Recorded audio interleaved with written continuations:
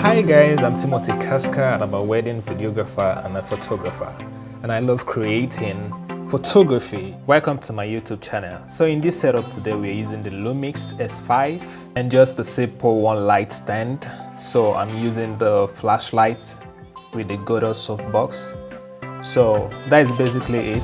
So that's the setup for this shoot, and we're using natural light and also getting some things. So also in this shoot I will be showing you some of the pictures, the before and afters, so watch out for it.